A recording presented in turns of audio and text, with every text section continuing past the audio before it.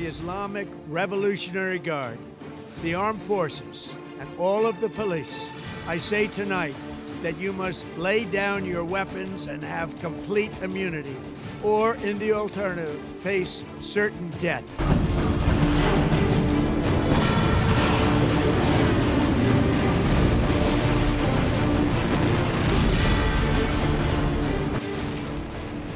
युद्ध रोकने की अमेरिका की एक ही शर्त है, ईरान का सरेंडर, टोटल सरेंडर।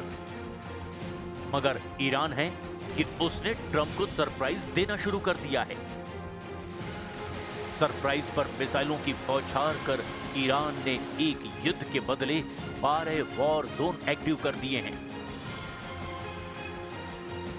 ईरान ने ऑपरेशन फतेह-ए-खैबर के नाम से अब तक अमेरिका के सैन्य अड्डों को जिन देशों में दहलाया वो हैं कुवैत, कतर, संयुक्त अरब अमीरात, बहरीन, जॉर्डन, इराक, सऊदी अरब, सीरिया और ओमान। इनके साथ ही ईरान की मिसाइलों का तांडव इजराइल में भी दिख रहा है। लेकिन ट्रंप को चौंकाते हुए ईरान ने साइप्रस को भी रॉकेट का ट्रेलर दिखा दिया है।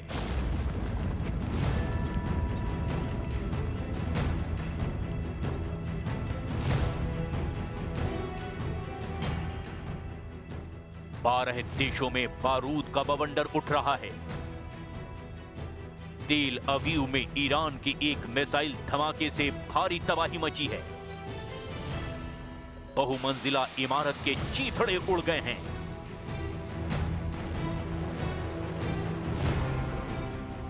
कंक्रीट की मोटी दीवार चकनाचूर हो गई है। ईरान की मिसाइलों की मार घातक होती जा रही है। ईरान ने इसके बाद ऐलान कर दिया कि हमलों को असल धार तो अब इसके बाद दी जाएगी। मतलब विस्फोट ज्यादा विनाशकारी होंगे, ज्यादा हाहाकारी होंगे। ईरान की संसद के स्पीकर मोहम्मद बाकर गालिबाफ ने ट्रंप और नेतन्याहू के नाम खूनी पैगाम भेजा है। इक़्तिदार व इंसजामी गैर काबिल तसव्वुर हम दर मसऊलीन و هم در قوای دفاعی و هم در مردم شکل خواهد گرفت و تردید نکنید که نیروهای دفاعی ما هنوز ईरान जमीन पर मार रहा है, ईरान समंदर में हमले कर रहा है। ईरान की सभी सेनाओं के सिर पर अब खून सवार हो चुका है। हॉर्मुज स्ट्रेट से गुजरने की जरूरत दिखाने वाले किसी भी तेल टैंकर को ईरान ने भस्म कर डालने की धमकी दे रखी है। सबसे बिजी समुद्री तेल गलियारे के आसपास दिखने वाले जहाजों को ईरान बारूदी धमाके करके उड़ा रहा है। ईरान ने पलाऊ के झंडे वाले तेल टैंकर स्काईलाइट को ओमान के तट पर निशाना बनाया है। ईरान समर्थित प्रॉक्सी मिलिशिया के मल्टीनेशनल नेटवर्क एक्टिव हो चुके हैं। ईरान के एक्सिस ऑफ रेजिस्टेंस में लेबनान के हिजबुल्लाह लड़ाके, यमन के हूथी विद्रोही, इराक के शिया मिलिशिया, गाजा के हमास लड़ाके और सीरिया के शिया फाइटर्स का ग्रुप शामिल है। इतने फ्रंट पर अमेरिका और इजराइल को युद्ध में उलझना होगा, शायद ट्रंप को भी इसका अंदाजा नहीं था।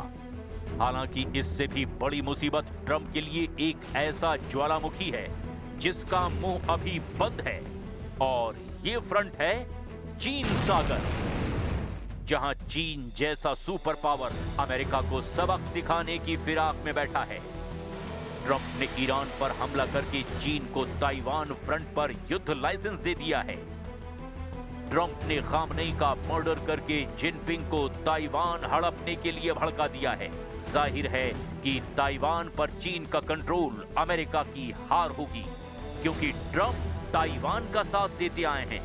और इतना ही नहीं, अमेरिका अगर एशिया में कमजोर पड़ा तो रूस यूरोप के देशों को कुचलना शुरू कर देगा, जहां नेटो के 32 सदस्यों के एटमी वॉर जोन बनने का खतरा सबसे ज्यादा है।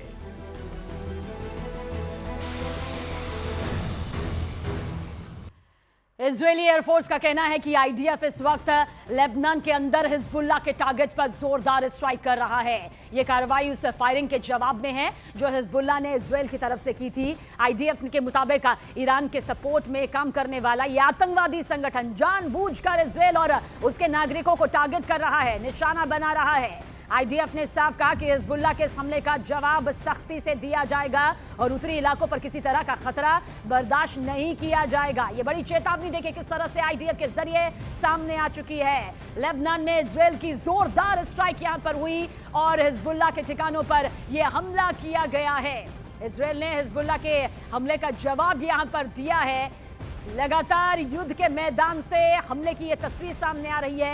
हालांकि ईरान के जरिए भी जो कई हमले किए गए हैं उन्हें इंटरसेप्ट करके आसमान में ही ध्वस्त भी किया गया है।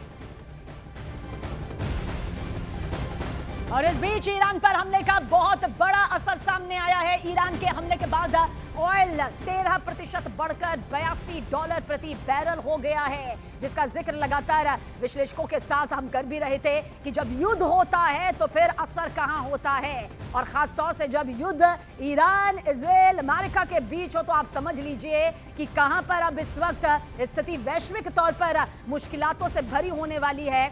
एक बार फिर से आपको बता दें कि ईरान के हमले के बाद ऑयल जो है वो 13% से बढ़कर $82 प्रति बैरल हो गया है, जिसका आप अंदाजा लगाइए, क्योंकि कच्चा तेल जिसका सीधे जो ताल्लुक होता है वो महंगाई से और आम आदमी के जनजीवन से होता है। और ईरान पर अमेरिका का बड़ा प्रहार सामने आया है। अमेरिकी सेना का दावा है दूसरे दिन ईरान की इस्लामिक रिवोल्यूशनरी गार्ड कॉर्प्स का मुख्यालय तबाह किया। अमेरिका ने दावा किया कि कार्रवाई में आईआरजीसी के मुख्यालय को निशाना बनाकर सांप का सिर काट दिया गया। अमेरिका ने साफ कहा कि उसकी सेना दुनिया की सबसे ताकतवर सैन्य शक्ति है और अब आईआरजीसी का कोई सक्रिय हेडक्वार्टर नहीं बचा है। आईआरजीसी वो रीढ़ है जिसे पूरी तरह से ध्वस्त करने का दावा अमेरिका की तरफ से यहाँ पर किया गया है। इसी के भरोसे दरअसल ये पूरा सुरक्षा कवच यहाँ पर रहता है, लेकिन जब हमले का खात्मा हुआ तो सवाल आईआरजीसी की उस सुरक्षा कवच पर भी आए। अब आईआरजीसी का खुद बताया जा रहा है यानी कि फिर नेतृत्व ही नहीं।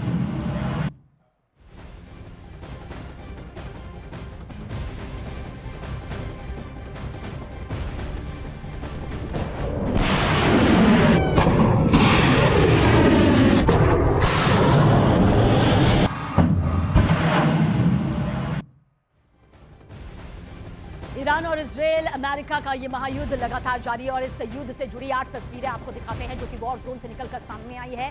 पहली तस्वीर अमेरिका के ईरान के आईआरजीसी पर हमले की है। आईआरजीसी हेडक्वार्टर तबाह हो गया। वहीं पर ईरान ने इराक में यूएस एयर बेस पर देखिए हमले किए। तीसरी तस्वीर आप देख लीजिए, इजरायल के प्रहार की है। तो वहीं तेहरान में एक अस्पताल के पास हमलों की भी तस्वीरें सामने आई है। ट्रंप ने B-2 बॉम्बर का भी एक वीडियो जारी किया है। B-2 बॉम्बर से देखिए कितनी खतरनाक ये बमबारी यहाँ पर की गई है। हर कोई B-2 बॉम्बर की वो ताकत जानता है, वो कुव्वत जानता है जो कि दुश्मन के ठिकाने पर सटीक निशाना साधती है और कोई भी वजह नहीं बचती है दुश्मन के बचने की। इसकी ताकत इस तरह से वैश्विक तौर पर मानी जाती है और इसका इस्तेमाल भी इस युद्ध पर अमेरिका के जरिए कर दिया गया है।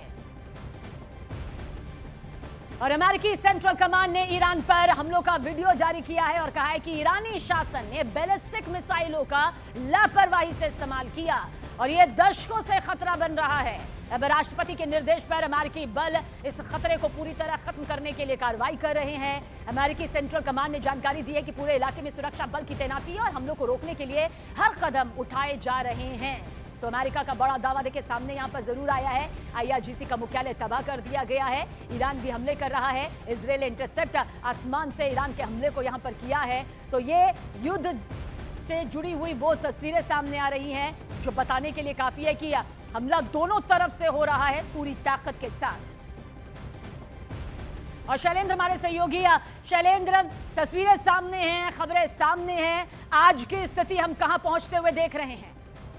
देखिए, जिस तरह के जो इन्फॉर्मेशन सामने आ रही है, जो जानकारी सामने आ रही है, उसके मुताबिक जो हमले हैं वो लगातार इंटेंस होते चले जा रहे हैं। अभी यूएस की तरफ से 24 घंटों के टारगेट्स जारी किए गए हैं कि किन किन टारगेट्स को निशाना बनाया है। अमेरिका की तरफ से जो यूएस सेंटकॉम ने ये जारी किया, इसमें बताया गया है command and control centres, IRGC joint headquarters, उनका aerospace force headquarters, ballistic missile sites, Iranian navy ships, submarines, anti ship missiles, military communication capabilities, यानी कि सभी कुछ तबाह करने के लिए प्लान हो चुका था और ये एग्जीक्यूट भी किया जा रहा है। नेवल शिप्स को भी टारगेट किया गया और ये भी कहा गया है साफ तौर पे सेंटकॉम की तरफ से, जो सेंट्रल कमांड है यूएस की, जिसमें कहा गया है कि अब IRGC के पास कोई हेडक्वार्टर्स नहीं है, हेडक्वार्टर्स को तबाह कर दिया गया है। तो ये एक बहुत बड़ा संदेश है, क्योंकि देखिए वहां पर जो लीडरशिप थी उसको तो खत्म कर दिया गया है। अली खamenei को मारा जा चुका है, पहले दिन उनको मारा जा चुका है वो। उसके बाद जो उनके कमांडर्स हैं उनका भी खात्मा किया जा चुका है। तो ऐसे में जो IRGC है जो इस पूरे ऑपरेशन को अंजाम दे रही है,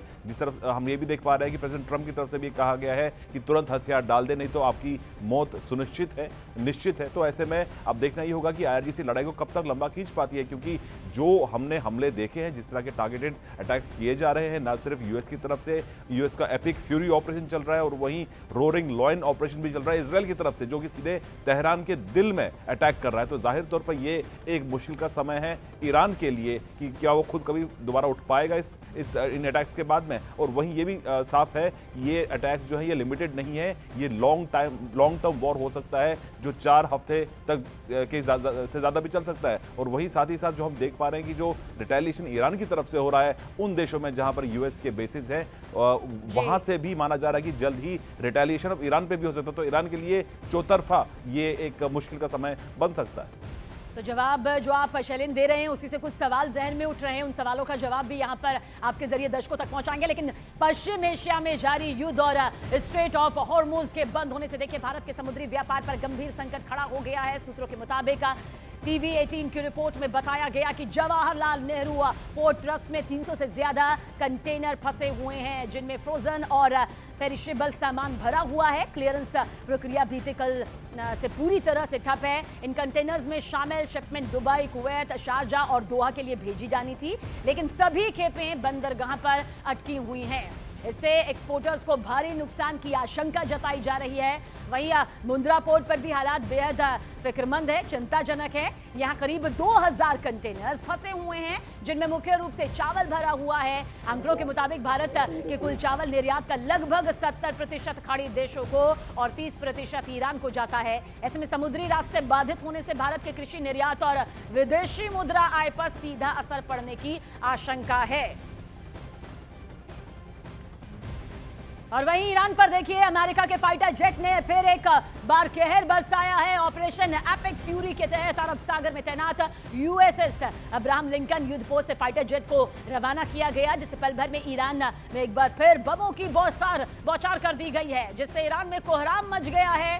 हमले में ईरान को बहुत बड़े नुकसान की खबर यहां पर सामने आई है, क्योंकि ईरान पर अमेरिका के फाइटर जेट ने एक बार फिर से ये कहर बरसाया है। खौफनाक हमले से जुड़ी तस्वीरें भी निकलकर सामने आई है। ऑपरेशन एपिक फ्यूरी के तहत अरब सागर में देखिए तैनात USS अब्राहम लिंकन युद्ध पोस्ट से फाइटर जेट्स को पहले रवाना किया गया, जिन्होंने पलक झपकते ही ईरान में ऐसी बमों की बौछार की जिससे तबाही ही चौतरफा मच गई। ईरान में ऐसा कोहराम मचा हुआ है जिसके चलते अब ये आशंका जताई जा रही है कि ईरान को बहुत ही बड़ा नुकसान यहाँ पर हुआ है।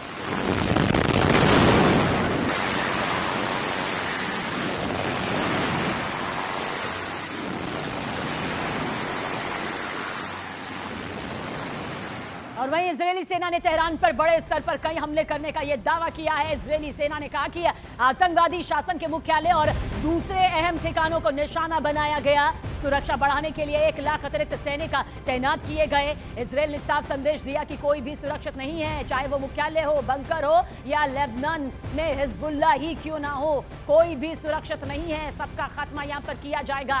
IDF ने ईरान पर हमले का बाकायदा वीडियो भी जारी किया है। इजरायल ने तेहरान पर बड़े हमले का दावा यहाँ पर किया है। देखिए ये इंतकाम की वो आग है जो युद्ध के मैदान से अब पल पल में सामने आ रही है, फिर चाहे वो अमेरिका की तरफ से फाइटर जेट को उड़ाकर बड़ा हमला यहाँ पर किया गया हो, ईरान में कोहराम मचाया गया हो, या फिर इजराइल के जरिए आसमान में ही इंटरसेप्ट करके मिसाइलें जो हैं ईरान की तरफ से दागी गई हैं उन्हें निस्ते नाबूद क्यों ना किया जा रहा हो।